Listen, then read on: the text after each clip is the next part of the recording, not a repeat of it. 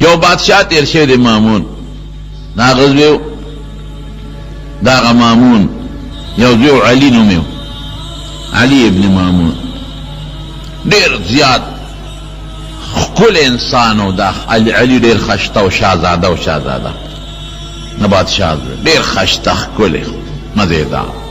او دیر خوش اخلاق و اخلاق دیر مزیدارو چی چا سر بمناستو خلق بو سر پناستا خوشالی دل تنگی دل بنا بد اخلاق سری سر پناستا خلق تنگیگی خوش اخلاق سر نتنگی او ار وقت بے پدے مخ مسکاوا او اخیار دیر زیادو عاقل چی کلب ملمان رالل نو پلار بدتوی الراش علی دی ملمانو سرکینا دومرو خیارو چی ملمانه با متاثر شو یاره دا علی خو دیر قابل سڑے دی او که دا پلار نفس دی پتخ کینا حکومت بڑیر خو چلے دا رنگ نخشتخ کل قد و قامت نمزیدار خلقو بوتا یوسف زمان وی دا زمانی یوسف لکه یوسف علیہ السلام لاللہ حسن ورکڑیو نو دتا وی یوسف زمان وی دا خپل زمانی یوسف دمر خشتاو اخلاق ناستا پاستا خبر خلقو سر خیاری او پا خبرو دمر فصیح انسانو چه خبر بے کول خلقو لبے خبرو فن ورکو دمر مزیدار علق او دا پلار دیر زیاد خواخو دا سے بچے چه اغو خیارمی او دا سے بچے چه خشتم وی او دا سے بچے چه اغا قلمنمی اخلاقیم وی دا پلار خبرم منی تابیدارمی دا پلار دیر زیاد خوخی پلار تے مامون تے یوزل درستخان او لگی دا دنیا خوراکون و تکی خودیش دوڑے او لگی دا او گی دے خوراکون چے او لگی دل فروٹ جوسونا میوے ار قسم اگوخی پا مختلف قسمونو کی خودیشوے نو پلاری فوراً نو کرتا وی وی علی سشو وی سیف پلا کمرہ کے دے ورش آواز کہو دے مسل دوڑے ہو پلار با بیز وینا دوڑے نا پڑا دم رہ خواہو علی تے ہوئی چے بابا دے غوالی روٹے وی چے زخو موڑے ما بابا تا موئی چے زد روٹے تا می ضرورت نشتا شوق میں نشتا او زم موڑے نوکر راگے بادشاہ تا ہوئی چے خوئی چے زد روٹے نخورما او موڑے متاسو پلا روٹے خورے ورشا علی تا ہوایا کہ ڈوڑے نخوری دا مخ خود راتا لگو خوایا کن اسے کو کینا کن دوم رخواہ فوراً نوکر لارو علی تا ہوئی چی بادشاہ سلامت ہوئی چی کہ ڈوڑے نخوری و موڑے اسے راشا منگ کینا دا مخ خبری وینم کنا مخ خود راتا و خوایا زر رامن رک دے خواہ راغی پلار سر کینا است روٹے باغل دیر اخوانا دا معمولی غختا خوالا موڑو پلار و تا خوشالو مسکی کید چکل روٹے نا فارغ شو نو لار دان لے خپل محل جوڑ کرے دا دجلے دا دریاب دا پاسے دان لخشتا محل جوڑ کرے کولے یو خاص دریاب دی اسم پدی دوبے کے پدی بحرین پدی ملکونو کے ما کتلی دی ما تا پتا دا پسندونو دریابونو دا پاسا محلات جوڑ دی لان دی بتے اوبا بے گی اوبا او براو پی محلی او تاسم لیدلی دی سوات تا چی تاسو زی دی بحرین کالام تا نو باز زی کی دا سیوٹلی جوڑی کردی دی چی اغا دریاب تے سحسا باری اوبت لاندی بیگی دا جلی دا دریاب دا پاس ازان لخکل محل جو کرے او دا سے محل یو خوبو دی بالخوابوٹی دی خدا سے زی کم جوڑ کرو چی شارع عام وا لوی لار و دا خلقو دا بازار نا بخلق تاجران پا دی لار پوخانو او گلو چیلو تو نو دوی چی دا سمنی چی دا اسزان لطن ہم چی دا دلتا کی دا خلق تیریگی چی دام اینما پلا رسوک دی سوک ندی سوداگر دی قافلی دی دام سری لخوان ورکی تنو گوری باز خلق دی سڑک ترو دی او گوری چی دا خلق پلا را تیریگی ما شمانو لبخوان ورکی او چی دا خلقو خبریم لگی ورما تنہایا کی بسنو کر سر ناستیم پلار نا چکل فارغ شنو دی راغے اخپل محلہ نوکرانو تاوی گرمی میں شوی دو سخت گرمی وا پکی ایئر کنڈیشن خونا علی شابے یخیو بناوڑے یخیو بے والا نا پیدا کرنا ویڑے پاگیو لمبل پدانیو بوالو لے او فوراً خشتخ کولی جامعی ماچولے او کیناس لاری تا گولی دلاری تماشا کئی او دو بو شرارو تیم وگی خود دی قافلی تیریگی پدے لار ورا تیریگی او دیو تخیخ ناستے یو مزدور پدے لار روانو یو سڑی غریب بالکل شلیدلو جامو والا جامع شلیدلے وے دا مزدور راغی او د دې محل سره خوا کې د اوبو په دې غاړه ودرېده. دا علي ورته ګوري چې خدایه داس هلک څوک دی چې دلته ودرېده، چې ویې کتل په دې ګرمه ګرمۍ کې د ځان نه غټ څادر راتاو کړی دی.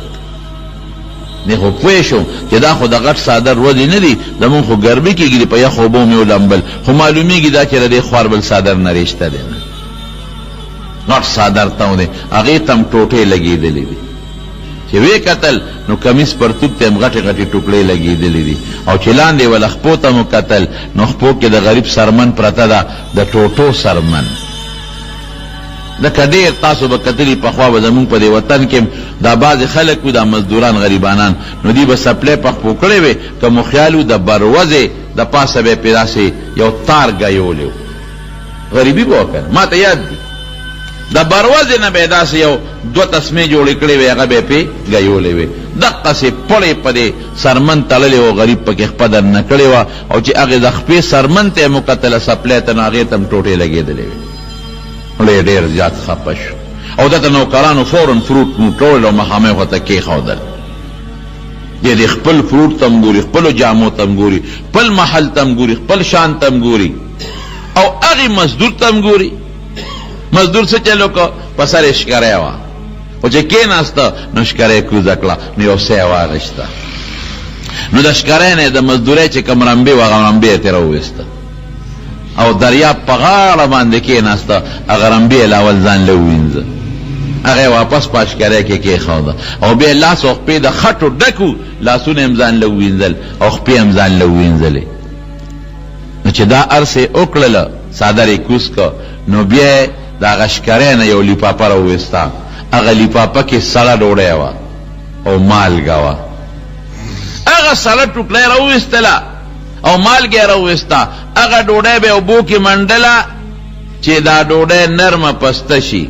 او مالګې سره به یې یو ځای کوله او چک به یې تېوه.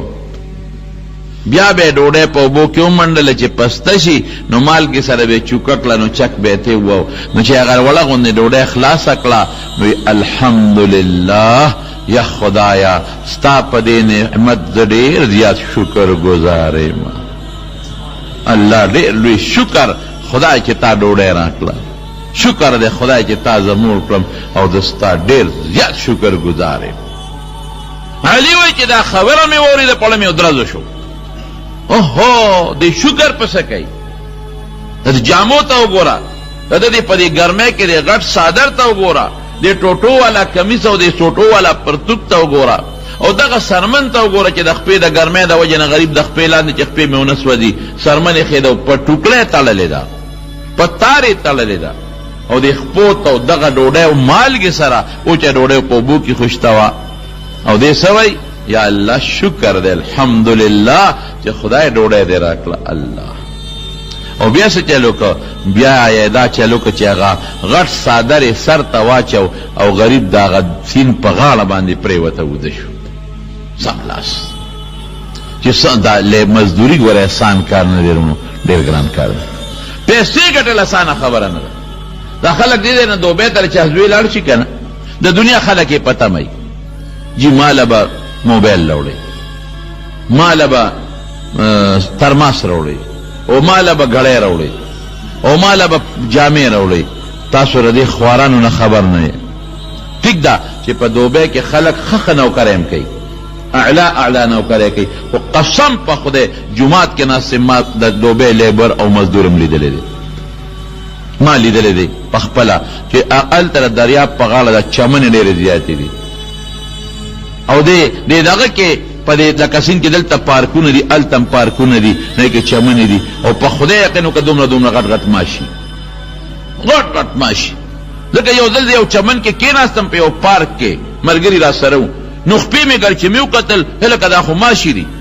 دومره ماشي، غټ غټ ماشي، سمندر دریاب دی، اوبه ډېره زیاته ده، نمي ډېره زیاته ده، دومره ماشي. نو چې ما سهار وختي پېشمني یو وخت کې ووتم، مونځ مې وکړ یو ځای کې، او بیا تلم داسې ما ته ملګري په دې دریاب چکر لګو، دا وخت خاموشي وي، ښځې سړي پکې نه، نو هغه چمنو کې خلک پراته وو، څادرونه یې اغوستي وو. مې دا څوک دي؟ وایي دا د خوارۍ مزدورۍ والا غریبانان دي،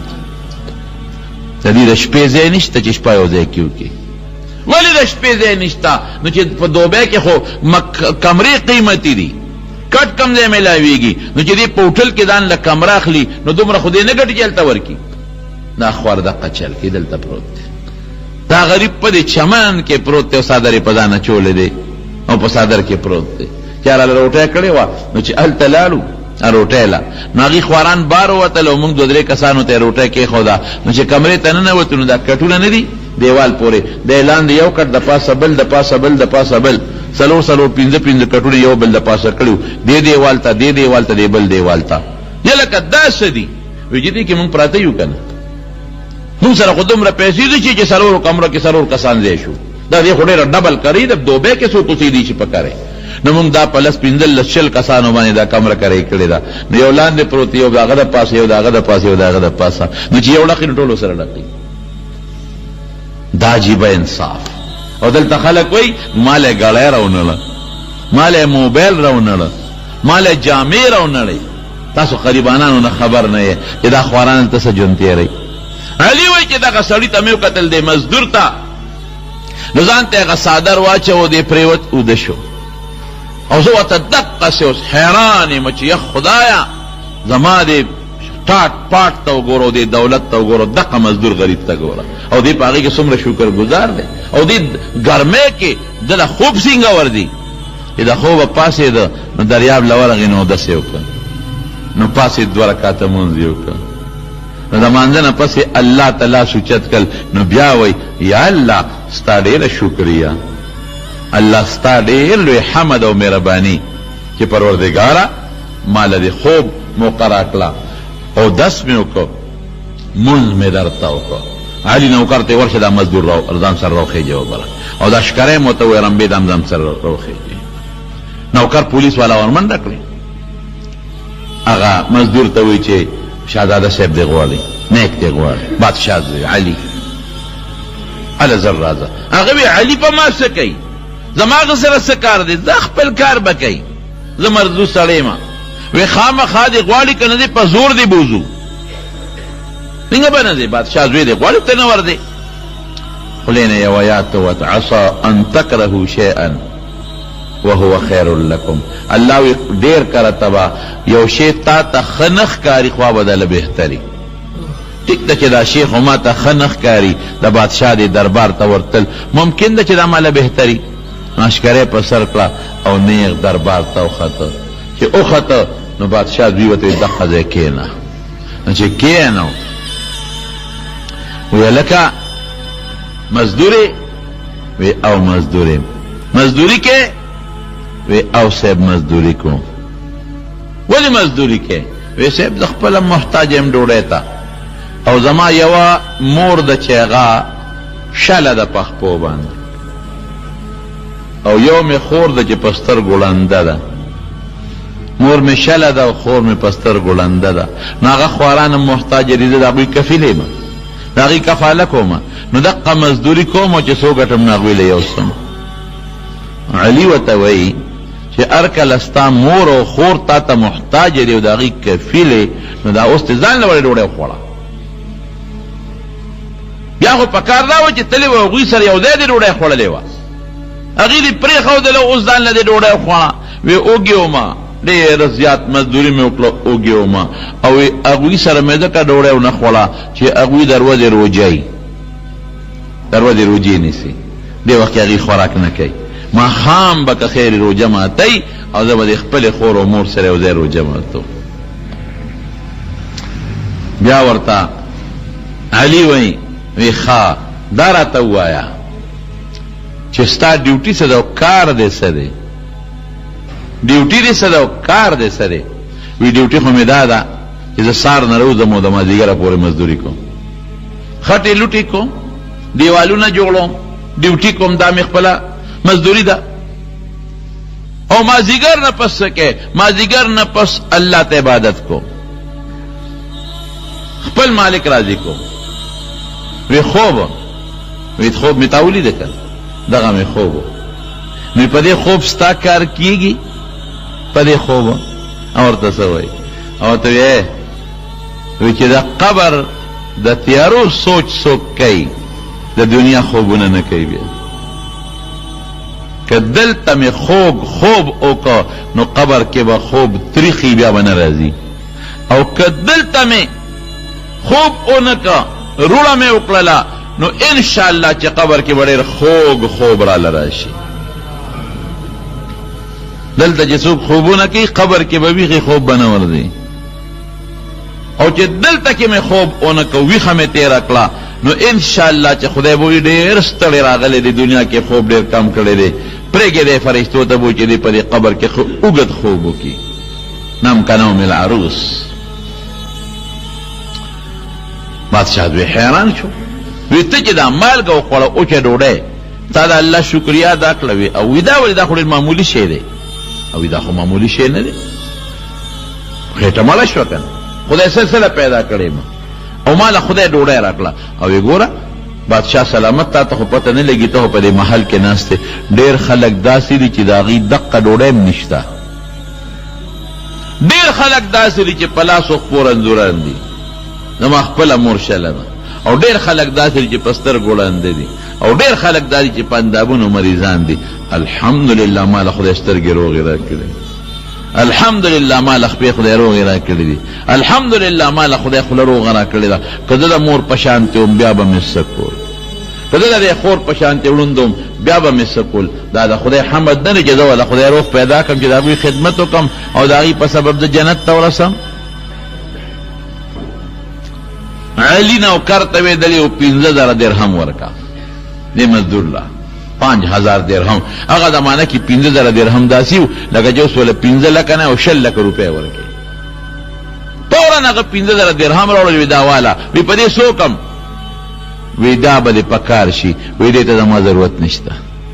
هېڅ حاجت مې دې پیسو ته نشته. علي ورته وی که ستا ورته حاجت نشته نو زما خو ورته حاجت شته که نه، زما دپاره یې واله، زما به ثواب وشي، زه به خوشحاله شم. ځکه ستا ورته حاجت نه و ته پرې نه خوشحالېږې نو ما خوشحاله که زما دپاره یې واله. بیا ورته وی دی مزدور ته وی دعا راته وکړه. مزدور ورته وی چې تا په ما غلط شوې، دوا خو خلک د نیکانو نه غواړي، خطا شوې را باندې، زه خو نیک سړی نه یم چې ته ما نه دوا غواړې. ورته وی ښه ده نصیحت خو راته وکړه که نه، وی نصیحت درته وکړم، وی وی بادشاه سلامت، وی ته چې کله هم په سفر ځې تیارې والا کې که نه کې، او دا آیت وی فذکر څنګه دی فإن الذکر تنفع المؤمنین. وی زه نصیحت ته کوم شو سلمان ته به فایده ورسوي. وی ته چې کله په سفر دی نو سفر له تیارې کې که نه کې، وی بالکل د شپې نه ورته تیارې کوم، او سار نور کله ناوخته پاسم، او چې کله په سفر ځم وختي پاسم، خوب هم پرېږدم او هغې دپاره تیارې کومه. نو وی علي د آخرت او د قبر خو ډېر لوی سفر دی، هغې له یې څومره تیارې وکړو، هغې له څومره وختي پاسې دی. په دې خبره پوه شوې؟ هغې له څونه وختي پاسې دی چې په سفر دی خو وختي پاسې، صبح سویرې وختي پاسې. نو د قبر ډېر لوی سفر دی، انتهایی سفر دی محشر میدان ته، حشر میدان ته. نو تا دې سفر له څومره وختي پاسې دی چې لږ غوندې سفر کې هغې له خو وختي پاسې، چې ډېر اوږد سفر یې ډېر وختي پاسې. د ایرپورټ ته چې کله د عمرې والا یا څوک ځي که نه، نو دې ته هغه ایرپورټ والا وایي چې کم از کم 6 ګنټې مخکې راشه، یا 4 ګنټې مخکې انټرنیشنل فلایټ له خو به خامخا راځې. ګورئ نو چې لرې سفري نو بیا به د جاز د تلو نه هم 6 ګنټې او 4 ګنټې ایرپورټ ته ځان مخکې رسوي، جاز رانه لاړ نه شي. هسې نه هغه کاونټر هغه چې کوم دی ټکټونه ورکوي ارانه بند نه شي، هلکه کاغذونو کې غلطي وي چې دومره ټیم خو چې خو پکې ټیک کم که نه. ګوره څونه سوچ د سړي سره پروت دی، دومره اوږد سفر باندې ته روانې،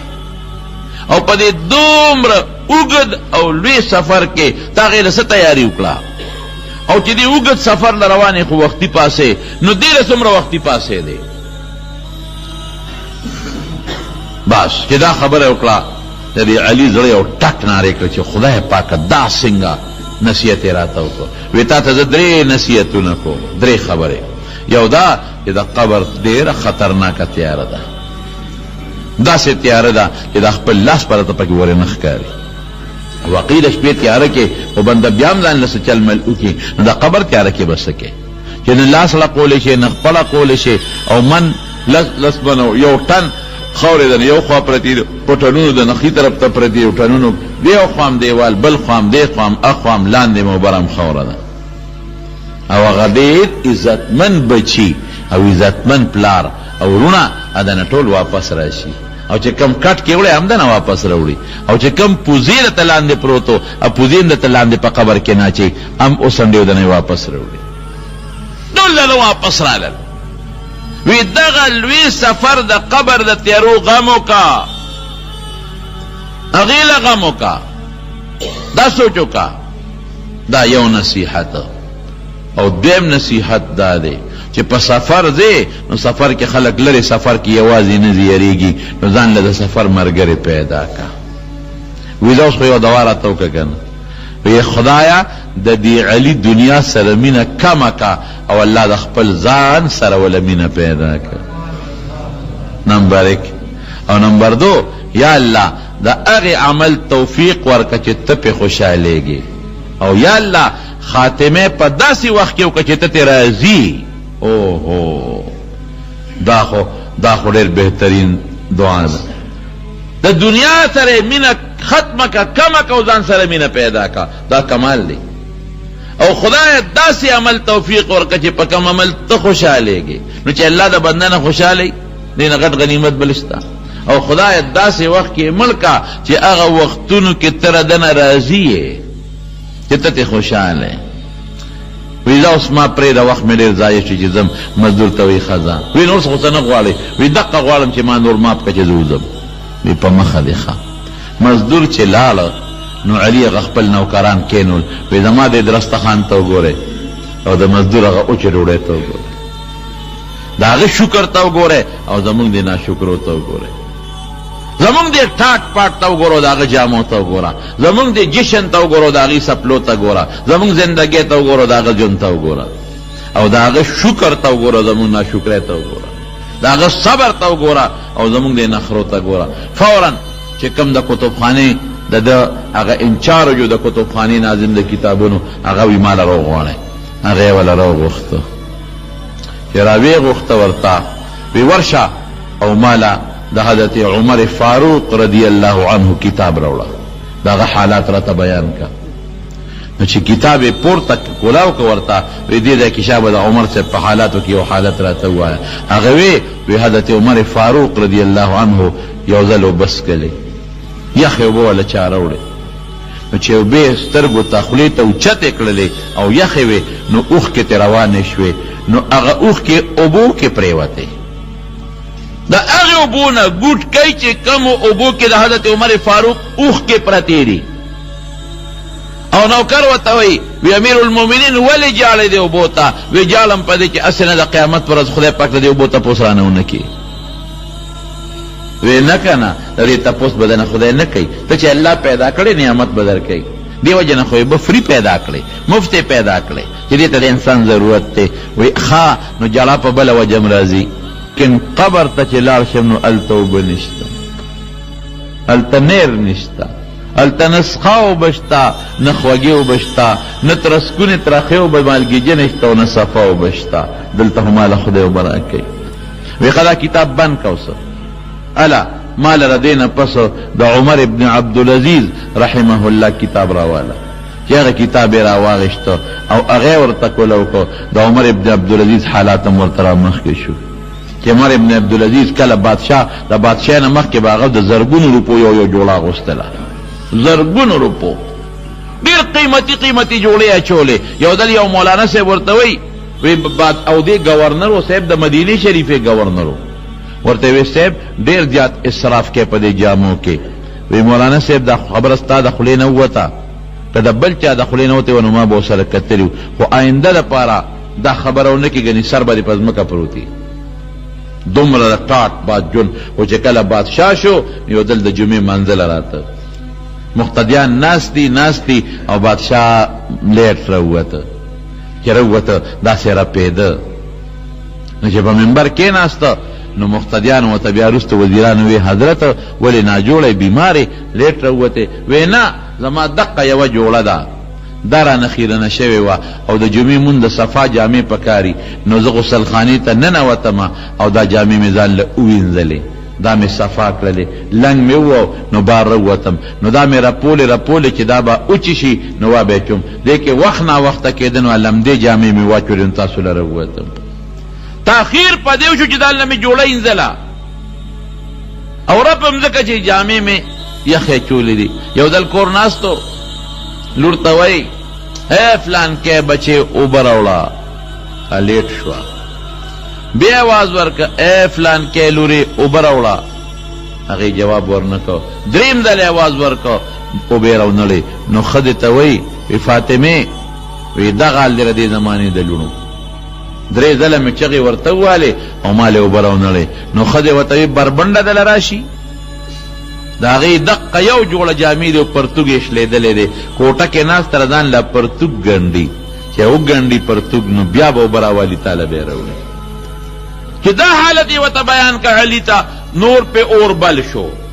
وی خد سعید ابن مسیب رحمت الله علیه دا په تابعینو کې یو ډېر لوی محدث تیر شوی دی د حدیث استاد وی د هغه حالات راته را مخکې کا چې د هغه باب یې کوله وکړو اسوي سعید ابن مسیب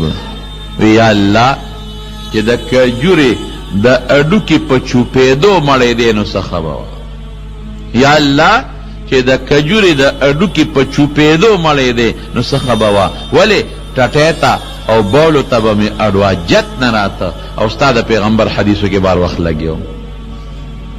اوس خو اودس ماتې راشي نو لاړ شم بول وکړم نو بیا اودس کوم نو ډېر وخت مې ضایع شي او زما وروڼو علماو قسم دی د علم دپاره ډېرې لویې قربانۍ ورکړي دي ما بیګا د امام ابو یوسف رحمت الله علیه یو حالات وکتو حیران شوم امام ابو یوسف رحمت الله علیه زوی مړ شو ماشوم زوی مړ شو ټیم داسې و چې هلته کې د امام ابو حنیفه رحمت الله علیه درس شروع و د هغه درس شروع و او دلته کې د زوی د جنازې ټیم دی نو شاګرد ته یې وایي مهرباني وکړه دما د زوی والی او دې مقبرې ته اوس ورته د جنازه وکړه او زه ځم د امام ابو حنیفه درس رانه قضا کېږي حیران شوم یا خدایا امام محمد رحمت الله علیه دا زموږ د امام صاحب شاګردانو کې یو شاګرد دی د هغه متعلقه د هغه یو ځل یو انګریز د هغه کتاب دی هغه یې وکته جامع صغیر د هغه کتاب یې وکته انګریز هغه وایي وی دا ستاسو رکوټ محمد دی او دونه دین خدمت یې کړی دی نو غټ محمد بم څنګه سعید ابن مسیب وایي بولو چې ډوډۍ وخورم او بوس کم بولو ته ضرورت شي منډه کم اودس مات کم وخت ضایع شو اودس کوم وخت ضایع شو بیا راځم او چې لوی اودس ماتې له سهارا ته ځم او راځم او اودس کوم بیا وخت ضایع کېږي ارمان چې د اډوکي د کجورې د اډوکي په چوپولو مې ژوند تېرېدی چې اودس ماتې ته رکوټې او لوی ته مې اډواجت نه راتلی چې دا خبرې واورېدې که نه علي نو هغه لایبرری والا ته وی کتابخانې والا ته دا کتابونه بند کا د عبدالله ابن مبارک او د نور علماء واقعات مت بیان کړل وی دا بند کا د کتابخانې لا او شاګردانو ته وی هغه نوکرانو ته وی زه زما د خپل سردار ملاقات لزم ما پس څوک مراد هیڅ څوک چې ما پس را نشي دروازې بند کړې هغې ته لاړل د هغوی دا خیال و چې ګنې سردار نه مراد دی خپل بادشاه پلار مراد کوي او پلار له جوړ ځي نیغ د محل نه ووته او په دریاب دجله کشتۍ ته وخته او پورې غاړه لاړ فرات ته لاړ فرات ښار ته او چې هلته څنګه لاړ هلته خپلې جامې مامې بدلې کړلې او دجله یو ډېر لوی ښار دی هغې ښار ته لاړ او هلته مزدوري شروع کړه بس دی ډېر ژوند مې په ټاټ او پاټ کې تېر کړ ډېر ژوند مې په عیش و عشرت کې تېر کړ ډېر ژوند مې په خوشحالۍ کې تېر کړ ما ته چې مزدور کمه خبره کړې وه چې زه نو سفر له ځان سره مرګرې بوزه قبر کې به یوازې پروت دی او ډېره سخته تیاره ده پکې ځان سره ګورې رڼا یو سا نو باقي د رڼا غم کوم او د مرګري غم کوم مزدوري شروع کړه صاحب اقا مزدوري چې کومه مزدوري هغه مزدور کوله خودی خود بادشاہ په غیږ کې د بادشاہ غیږ کې وخت تېر کړی نیازبین دی نیازبین سړی کار کم ځای کولی شي نیازبین سړی غوټه کم ځای اوچتولی شي نیازبین بنده کار کم ځای کولی شي نو رو غریب په دې کې نه جوړه شي او شپه به کم ځای کوله او پلار ورپسې ونښته. د پلار خو محبوب زوی و، هغه نوکران او پولیس والا په دې وطنونو کې او کوڅو کې سر کړل چې شاه علي را پیدا کړي. چرته لاړ او یو پسې ګرځي، پلار په سترګو جاړي، یا خدای زما بچې مانه کم خوا لاړ؟ داسې بچې لکه د علي په شان بچې. یوسف ثانی دویم نمبر یوسف د زمانې امانه لاړ روک شو، کم خوا لاړ؟ نوکرانو ته تاسو نه چرته لاړ؟ نه یو خبر خو مونږ ته وایي د خپل سردار لازم، مونږ وایي تاله راځي. خدای کم خوا لاړ سړی؟ لیونی شو که روغ دی؟ پولیس ګرځي خو د ټول ځان بدل کړی دی، مزدوري کوي. نو په مزدور د چا کم ځای ګمان راځي چې دا د بادشاه زوی دی؟ او بیا څلور پنځه ورځې کې شکل لاړ ودوړېده، بیا څوک چېرته پېژني؟ او جومات کې به شپې کولې، نه جوړه شو غریب. ځان له څه په هغه مزدورۍ کې علاج معالجه مو کړله خو جوړ نه شو. نو چې کله جومات کې پروت دی او ساعت یې خیجي که نه، یو سړی ورسره خوا کې پروت دی، وی ځوانه څه چل دی در باندې؟ وی مرمه دا یو ګوته مې ده او دا یو کاغذ دی، دا به مهرباني وکړې د دې وخت حاکم چې کم دی د دې کلي هغه له ورکه بس. نو دا به خامخا رسی. او دا خبره وکړه وفات شو. جماعت کې غریب پروت دی، قالین نشته په جماعت کې، په جماعت کې پرش نشته، په خاورو یا په گیا باندې پروت دی، عمر پروت دی، څوک شتم نه ده غریب. هغه ګوته یې یوړله، هغه کاغذ یې انغښت یوړو، حاکم له یوړو. چې حاکم وکت او یلکه دا ګوته خو صرف د بادشاه د زامنو سره بل چا سره نی. هغې خو پېژندله دا ګوته خو صرف بادشاه سره او د بادشاه زامنو سره بل چا سره خو دا ګوته کېدی نشي. ودرېږه معلومات کوم. بادشاه ته فوراً اطلاع ورسوله چې حضرت ستا دقسې یو سړي راله ګوته راوړو، کاغذ یې راوړو، دا ګوته تاسو وګورئ. وی دا خو د علي ګوته ده. کم ځای دی علي؟ وی پلانکي جومات کې پروت دی. بادشاه په منډه راچو که زوی مړ پروت و، مړ پروت دی. زوی اوچت که الله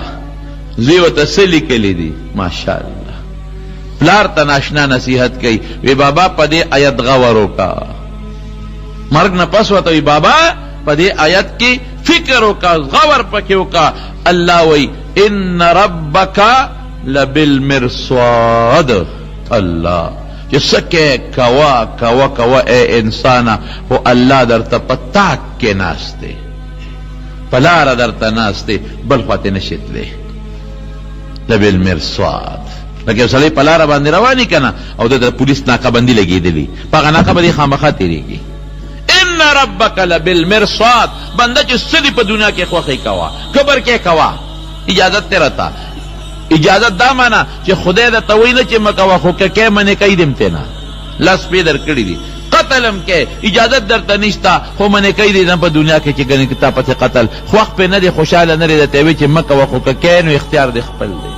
کبر کې اختیار دې خپل دی، پې خوشحاله نیمه. زنا کې پې خوشحاله نیم، پې اختیار دې خپل دی. که هر قسمه ګناه کې په دنیا کې کوه، اختیار دې خپل دی، خو خوشحاله پې نیمه. خو ګورې د خدای ناکه درته لګېدلې ده.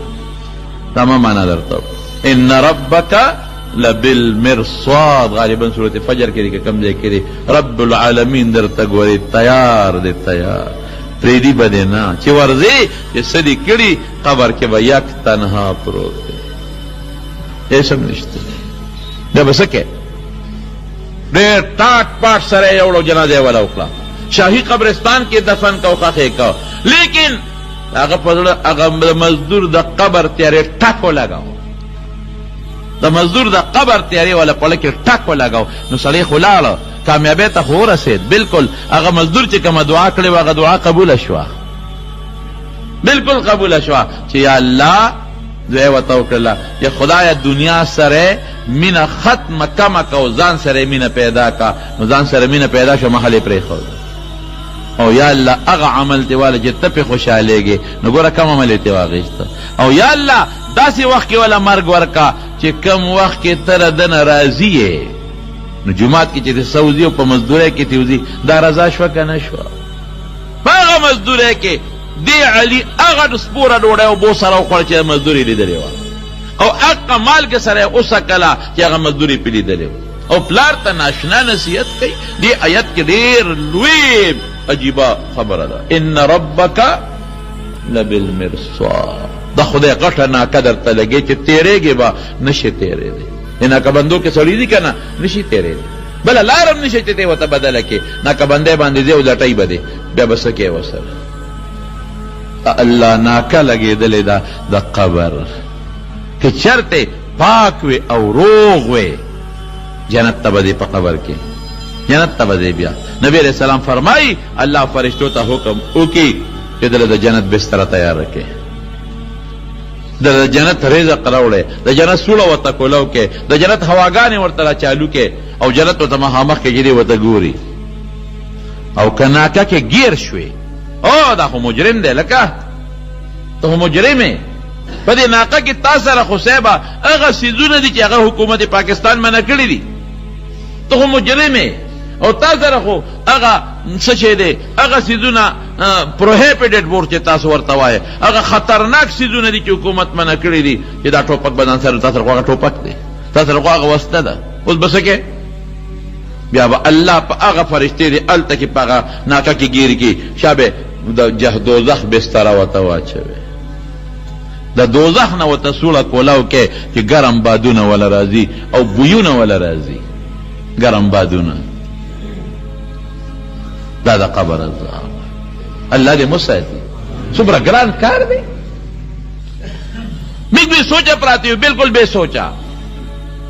قسم په خدای قسم درته خورم که موږ د قبر د زندګۍ سوچ وکړو